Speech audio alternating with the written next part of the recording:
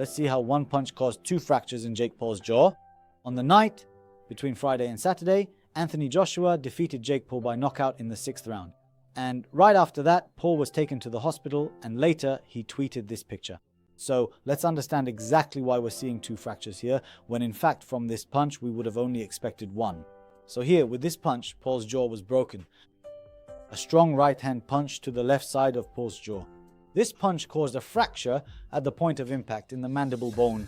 The mandible is our jawbone, and it's shaped like an arch with one main weakness, and that's this angle between the ramus, the upper part of the jaw, and the body of the jaw itself, the lower part. And after a strong blow, a fracture can occur at the site of the impact or at the angle. Additionally, if the punch is strong enough, like say from a boxer weighing 110 kilos, who gives you a hard punch to the jaw, the fracture itself will be so aggressive that this shearing motion will cause a fracture on the other side of the jaw. On the side of the impact, there's compression. On the other side, there's tension. And this is called a counterfracture. And that's what happened to Paul. Here we see a CT scan that shows us the fractures. On the right side of the image, which is the left side of the jaw, is the fracture caused by the impact. And on the left side of the image, the counterfracture. Right after the fight, Paul said he thought he broke his jaw, and that makes sense because you can feel it. A jaw fracture is diagnosed pretty easily. First of all, you'll see an improper bite, meaning an incorrect closing motion of the jaw, as if the jaw isn't sitting in place. Additionally, you'll see pain, obviously, and clicking sounds when you move the jaw. Also, you might see numbness or even a lack of sensation in the lower lip or the chin. That's because of damage to the inferior alveolar nerve, the nerve located in that area. And then, of course, after all that, they'll do a CT scan to confirm there's a fracture.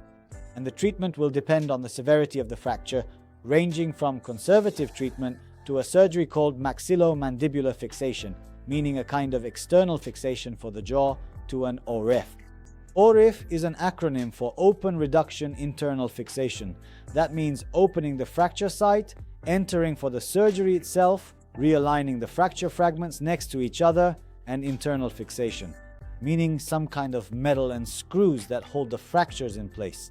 By the way, the term ORIF applies to all surgeries, not just for the jaw. And according to these images that Paul published, that's what he underwent: internal fixation with a plate and screws. Recovery from a surgery like this is a minimum of 3 months, and usually it's more like 4 or 5 months. The return to activity should be complete, even if there is nerve damage. Usually it heals as it should.